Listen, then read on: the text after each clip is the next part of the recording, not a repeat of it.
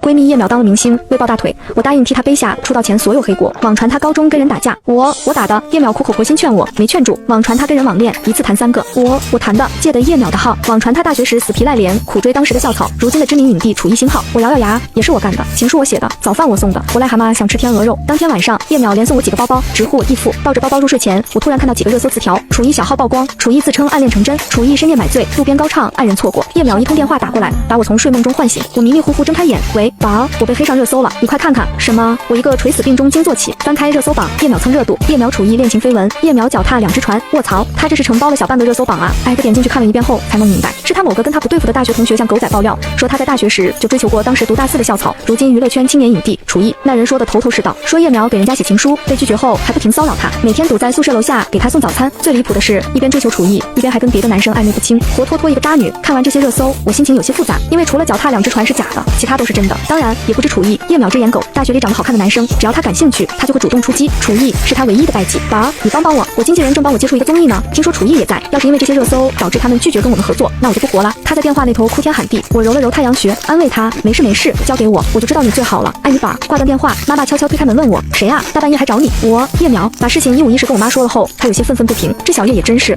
每回都让你背黑锅，他倒是没事了，你天天被那些疯子追着骂，妈看着就心疼。我转头看向他，妈啊，我现在住的房子是叶淼送的。妈妈沉默2秒，你这孩子做朋友就该两肋插刀嘛，你主动点，每次别等小叶来催你，论变脸还得是我妈。叶淼，我认识15年的好闺蜜，因为出色的外貌，她在逛街时被星探发掘，去拍了一条广告，从此进入演艺圈，入行4年，已经成为小有名气的明星。她养着失业2年的我，而我为她做牛做马，其中就包括背黑锅。一旦网上冒出点风吹草动，我能背的锅全都接了下来。前年有人爆料叶淼高中打人是霸凌团体大姐大，事实是我俩一起打的，碰到个在女厕所偷窥的变态，叶淼拿垃圾桶扣人家头上，我拿起扫把往人头上呼。当然，叶淼出道后立的是温柔甜美人设，这种事迹显然会崩人设，我立马澄清，我打的人哈。叶淼吓坏了，他可没动手。去年又有小道消息说叶淼网恋，一次谈3个，网恋确实经常网恋，但叶淼最多无缝衔接，绝对没有一次谈3个。我毫不犹豫揽下黑锅，我谈的都是我谈的。从那以后，常有叶淼的粉丝私信来骂我，作为闺蜜，你看看你都做了什么事？这位大姐，别拖累我们淼淼了好吗？淼淼没跟你绝交，那是她重情重义，你识相点就自己滚吧。我真服了，你除了会吸淼淼写你，还会干嘛？这话把我说伤心了，扭头就扑进叶淼怀里哭。她一边安慰我，一边定下马尔代夫7日游，宝儿你受苦了，快去散散心。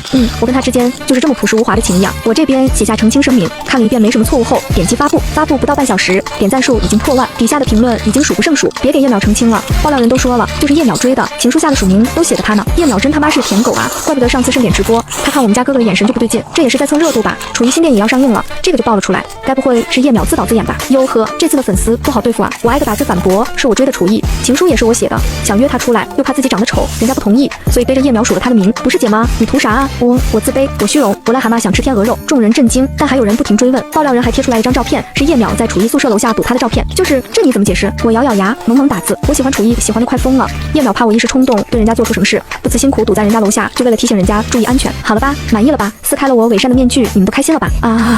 在叶淼苦口婆心的劝解下，我现在已经不喜欢他了，以后也不会去骚扰他，你们放心了吧？10分钟后，2个热搜词条慢慢爬到了热搜榜。叶淼的诡异闺蜜，叶淼闺蜜疯了，你都不知道他们骂人骂的有多难听。我扑到叶淼怀里哭，好了，委屈你了。叶淼一边说，一边往我手腕上套了一只卡地亚手镯，他指着脚边的几个袋子，里面的包包你先背着，还有看中的就发给我，我给你买。不伤心了，我现在一点都不伤心了。叶淼没在我家待一会儿就接了个电话，匆匆离去。我哼着歌洗完澡，抱着几个包包，安详地躺在了床上，世界真美好。完了会，手机困意来袭，我正要睡觉，微博突然跳出来好几条推送，看到楚艺这个名字，我下意识就点了进去。热搜榜前3全是他的名，楚艺小号曝光，楚艺自称暗恋成真，楚艺深夜买醉，路边高唱爱人错过。什么情况？莫名的，我心里有些慌，挨个点进去看了一遍，原来是有人找到了楚艺的微博小号，这个没什么大不了，明星有几个小号再正常不过。可不正常的是，他今夜在小号连发2条微博，条信息量爆棚，我好像暗恋成真了啊！喜欢了很多年的人居然也喜欢我，我是在做梦吗？可他现在不喜欢我了，哭脸。这几条微博跟他在荧幕上展现的高冷形象完全不符，所以一经爆出来，就有很多粉丝质疑这个小号的真实性。直到一条路人拍的视频在短视频平台爆火，视频里穿着风衣、戴着口罩帽子的男人蹲在路灯下，背景音是拍摄者小声惊呼：“好帅啊！我想需要个联系方式。”拍摄者在通行人的撺掇下，好不容易鼓起勇气上前，可还没走到人家跟前呢，那蹲着的男人便猛地站了起来，走路摇摇晃晃，明显喝了酒，一边走一边高唱爱人错过。视频评论炸了，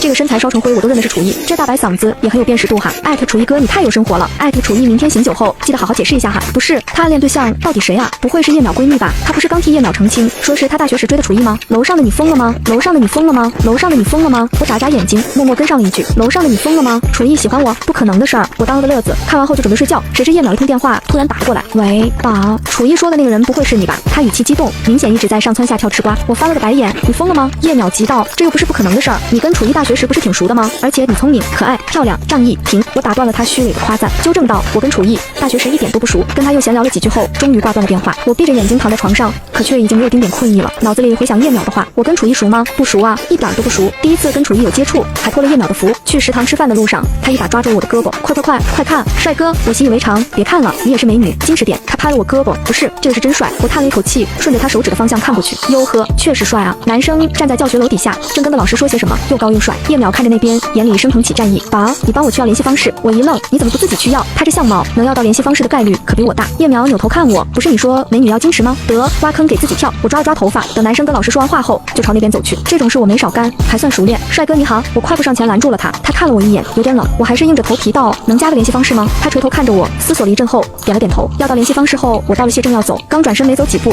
他就拽住了我的胳膊。我一愣，怎么了？你，男生有些着急的样子，最后还是凑过来，在我耳边快速说了几个字：哥们，你痔疮好像破了。我实话了，我承认我头发短了点，皮肤糙了点，穿的中性了点，因为感冒嗓子哑了点，但是就这么把我当成男生，是不是太草率了点？我沉着脸扭头看了看，裤子上有点血迹，大姨妈提前来了，我便懒得跟他多说，留下一句谢谢，而后快速逃走。就这么一个天崩开局的相识，他所说的暗恋对象怎么可能是我？第二天一早，叶淼就打来电话报喜，宝，我签了那个综艺了，半个月后就开拍，恭喜恭喜啊！到时候楚艺也来，感觉见面会有点尴尬。他自顾自说着，不管了，到时候再说。对了，你也得过来。我咬面包的动作一顿，我过去干什么？